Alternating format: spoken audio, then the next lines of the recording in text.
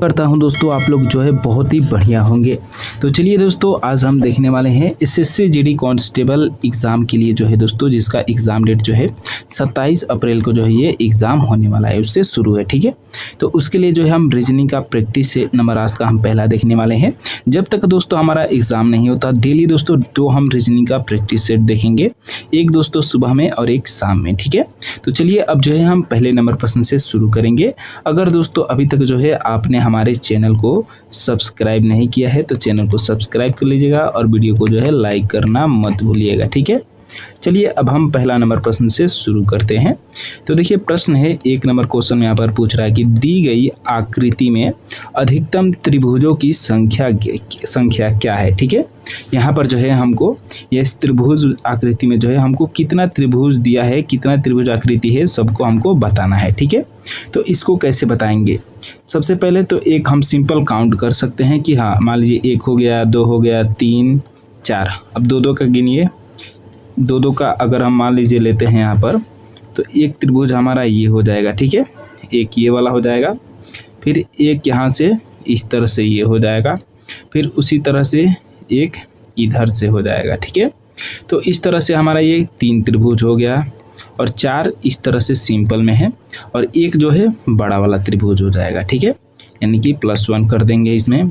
और क्या बन सकता है, तो अब 3 का देखिए, एक इधर से बन जाएगा और एक इधर से बन जाएगा। ठीक है, तो कितना बन गया, 2 बन गया। ठीक है, और ये टोटल कितना हो रहा है, 4 3 7 और 7 3 10 हो जाएगा। ठीक है, लेकिन हाँ अगर मान लीजिए गिनने में कन्फ्यूज़न हो जाए तो अब क्या करेंगे, तब दोस्तों आपको एक शॉर्ट ट्रिक लगाना है। शॉर्ट ट्रिक क्या हो सकता है हमारा, मान लीजिए 1 है, 2 है, 3 है, 4 यहाँ पर बॉक्स है। ठीक है, तो क्या करेंगे, सबको जोड़ देंगे। ठीक है, 4 3 7, 7 और 2 कितना हो जाएगा, 9 हो जाएगा और 9 1 10 हो जाएगा। ठीक है, तो टोटल यहाँ पर हमको त्रिभुजों की संख्या कितनी मिली है, तो 10 मिला है। ऑप्शन नंबर ए में दिया है, बिल्कुल सही आंसर हो जाएगा। ठीक है, आगे बढ़ते हैं। अब देखिए दूसरा नंबर प्रश्न में क्या पूछ रहा है, दी गई आकृति में अधिकतम वर्गों की संख्या क्या है। ठीक है, यहाँ पर वर्गों की संख्या बतानी है। ठीक है, तो यहाँ पर भी दोस्तों सेम हम वैसे ही कर सकते हैं। सबसे पहले तो एक छोटा एक वाला जितना भी वर्ग है उसको हम गिन लेंगे, 1 2 3 4 5 6 7 8 9। ठीक है, देखिए सिंगल वाला कितना वर्ग है, तो 9 है। ठीक है, अब यहाँ पर थोड़ा हम कलर चेंज करते हैं। अब देखिए अब डबल वाला लीजिए। ठीक है, एक यहाँ से हो जाएगा एक वर्ग, फिर यहाँ से दूसरा, फिर यहाँ से तीसरा और यहाँ से फिर चौथा हो जाएगा। ठीक है, तो यहाँ पर हमको कितना वर्ग मिला, 4 वर्ग मिला। ठीक है, तो अब हम क्या करेंगे, यहाँ पर मान लीजिए 4 लिख लेते हैं और एक जो है हमको यहाँ पर बड़ा वाला वर्ग मिल रहा है। ठीक है, तो ये +1 हो जाएगा। तो टोटल कितना हो जाएगा, 9 4 13, एक 14 वर्ग हो रहा है। ठीक है, अगर मान लीजिए इसको जो है हमको फार्मूला से निकालना है तब कैसे निकालेंगे, तो फार्मूला से भी निकालने के लिए बहुत ही आसान तरीका है। एक कॉर्नर से लेंगे, यहाँ पर 1 ले लेंगे, इधर 2 इधर 3, वैसे ही ऊपर से नीचे की तरफ बढ़ेंगे कॉलम में 1 2 3। ठीक है, अब देखिए 1 है 1 बार। ठीक है, तो 1 का वर्ग कर लेंगे, 2 है 2 बार, तो इसका भी हम क्या कर लेंगे, 2 का वर्ग कर लेंगे। 3 है तो 3 का भी क्या कर देंगे, तो वर्ग कर देंगे। ठीक है, और सबको यहाँ पर जोड़ देंगे, तो 3 का वर्ग 9, 2 का वर्ग 4, 1 का वर्ग 1, यहाँ पर भी सबको प्लस कर लेंगे तो कितना हो जाएगा, 14 हो जाएगा। ठीक है, अब 14 देखिए किस ऑप्शन में है, तो ऑप्शन नंबर सी में दिया है, बिल्कुल सही आंसर हो जाएगा। ठीक है, आगे बढ़ते हैं।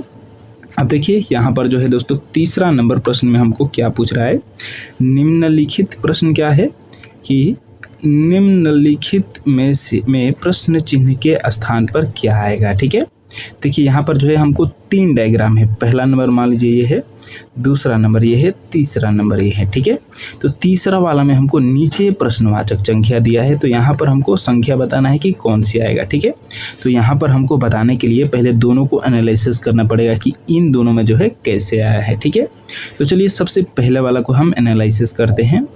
2 और 4 को क्या करेंगे कि ये 20 हो जाएगा। ठीक है, अगर मान लीजिए जोड़ते हैं तो 4 2 8 होगा। ठीक है, तो जोड़ने से तो होगा नहीं, माइनस करने से भी नहीं होगा, गुणा करेंगे तो 4 दूना 8 होगा। ठीक है, तो गुणा करने से भी नहीं हो रहा है, तो क्या करेंगे, वर्ग करके देख लेते हैं। सबसे पहले 2 का वर्ग प्लस फिर 4 है तो 4 का वर्ग करते हैं, ठीक है। 2 का वर्ग 4 प्लस 4 का वर्ग 16। अब ये टोटल कितना हो जाएगा तो 20 हो जाएगा। देखिए यहाँ पर 20 दिया है, ठीक है। इसी प्रकार से अब हम यहाँ पर दूसरा वाला को देखते हैं। 3 और 9 को ट्राई करते हैं वर्ग करके, ठीक है। 3 का वर्ग प्लस 9 का वर्ग, ठीक है। 9 प्लस 9 का वर्ग कितना हो जाएगा 81, जोड़ देंगे 90 हो जाएगा। देखिए यहाँ पर 90 दिया है, जी हाँ दोस्तों, यानी कि अब दोनों जो है बिल्कुल एक तरीके से आ जा रहा है। उसी प्रकार से अब हम तीसरा वाला भी निकाल लेंगे, ठीक है। तो 1 का वर्ग कर देंगे प्लस 7 का वर्ग कर देंगे, कितना हो जाएगा 1 प्लस 49, जोड़ने पर 50 हो जाएगा। देखिए कौन सा ऑप्शन में दिया है, तो ऑप्शन नंबर सी में दिया है, बिल्कुल सही आंसर हो जाएगा, ठीक है। आगे बढ़ते हैं। अब देखिए यहाँ पर जो है चौथा नंबर क्वेश्चन में क्या पूछ रहा है, ठीक है। बहुत ही शानदार प्रश्न है। दिए गए आरेख में वृत्त पुलिस अधिकारी को प्रदर्शित करता है, ठीक है। वृत्त जो है ये वृत्त किसको प्रदर्शित करता है, तो मान लीजिए यहाँ पर पुलिस को प्रदर्शित करता है, ठीक है। पुलिस शॉर्टकट में हमने लिख दिया, ठीक है। अब देखिए आगे क्या बोल रहा है, वर्ग शक्तिशाली आदमी को प्रदर्शित कर रहा है, ठीक है। वर्ग किसको प्रदर्शित कर रहा है, तो शक्तिशाली आदमी, ठीक है। शक्तिशाली यहाँ पर लिख देते हैं, थोड़ा छोटा पड़ रहा है, ठीक है। अब देखिए आगे क्या बोला है कि त्रिभुज लंबे आदमी को प्रदर्शित कर रहा है। त्रिभुज किसको प्रदर्शित कर रहा है, तो लंबा कोई आदमी है उसको प्रदर्शित कर रहा है। मतलब सब आदमी को ही प्रदर्शित करते हैं, कोई पुलिस है, कोई शक्तिशाली है, कोई लंबा है, ठीक है। अब देखिए यहाँ पर हमको क्या करना है, अब लास्ट में बोला है कि कौन सा क्षेत्र पुलिस अधिकारी कौन सा क्षेत्र ऐसा है जो पुलिस अधिकारी जो कि शक्तिशाली है परंतु लंबे नहीं है, ठीक है। तो सबसे पहला लंबा कौन है, लंबा ये त्रिभुज वाला है। तो त्रिभुज में दोस्तों जितना भी रहेंगे सबको हम काट के हटा देंगे, ठीक है। हमको क्या चाहिए, कौन सा क्षेत्र जो है पुलिस अधिकारी है कि जो शक्तिशाली है, मतलब शक्तिशाली है और पुलिस अधिकारी भी हो, ठीक है। तो पुलिस ये सर्कल वाला है और शक्तिशाली दोनों में कॉमन कौन है, केवल हमको पुलिस वाला भी नहीं चाहिए क्योंकि हमको दोनों चाहिए, पुलिस भी चाहिए शक्तिशाली भी चाहिए, ठीक है। तो केवल हमको शक्तिशाली भी नहीं चाहिए, हमको दोनों शक्तिशाली और पुलिस दोनों चाहिए, ठीक है। तो वो है केवल 2, ऑप्शन नंबर देखिए ए में दिया है 2, बिल्कुल सही आंसर हो जाएगा, ठीक है। आगे बढ़ते हैं। अब देखिए अगला नंबर जो क्वेश्चन है दोस्तों, यहाँ पर 5वां नंबर प्रश्न है, बहुत ही शानदार प्रश्न है, ठीक है। प्रश्न क्या है, निम्नलिखित प्रश्न में 4 विकल्पों ए बी सी और डी के साथ दिए गए चित्र X की छवि की दर्पण छवियों को चुनना है, ठीक है। यहाँ पर X जो है यहाँ पर दिया है, ये हमारा प्रश्न का जो है चित्र है, इसका दर्पण प्रतिबिंब हमको बताना है कि कैसा दिखेगा, ठीक है। तो देखिए इसका हम जो है सिंपल में दर्पण प्रतिबिंब यहाँ पर बनाते हैं, ठीक है। कुछ इस प्रकार से यहाँ पर दर्पण प्रतिबिंब बनेगा। देखिए यहाँ पर एक सर्कल है, तो सर्कल तो यहाँ पर हम दे देंगे, फिर यहाँ पर एक इस कॉर्नर में सर्कल है, तो यहाँ पर क्या करेंगे, हम इधर में इसको बैठा देंगे, ठीक है।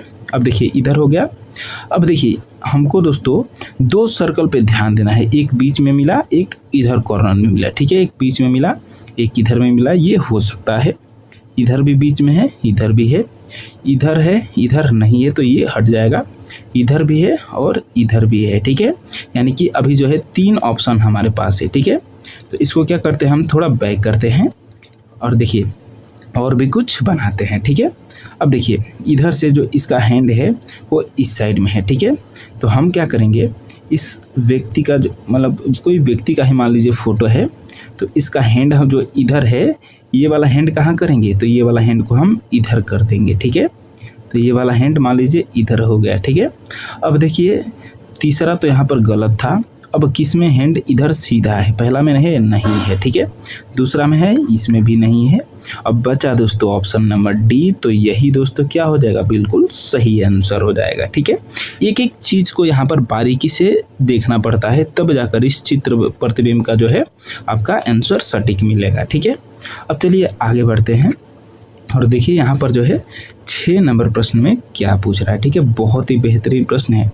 तो प्रश्न क्या है कि निम्नलिखित दिए गए विकल्पों में से कौन सी आकृति दी गई आकृति की दर्पण प्रतिबिंब होगी। ठीक है, यहाँ पर देखिए एक हमको यहाँ पर वाइट लिखा है। ठीक है, अब इसका जो है हमको दर्पण प्रतिबिंब सेम पहले जैसा ही हमको बताना है कि क्या हो जाएगा। ठीक है, तो दर्पण के सामने सबसे पहले क्या है, तो ई दिया है, लेकिन ई इस प्रकार से उल्टा हो जाएगा। ठीक है, अब ई उल्टा देखिए किस में है, पहला में है, दूसरा में भी है, तीसरा में भी है, चौथा में नहीं है, तो केवल चौथा यहाँ पर गलत होगा। ठीक है, अब थोड़ा और आगे बढ़ते हैं।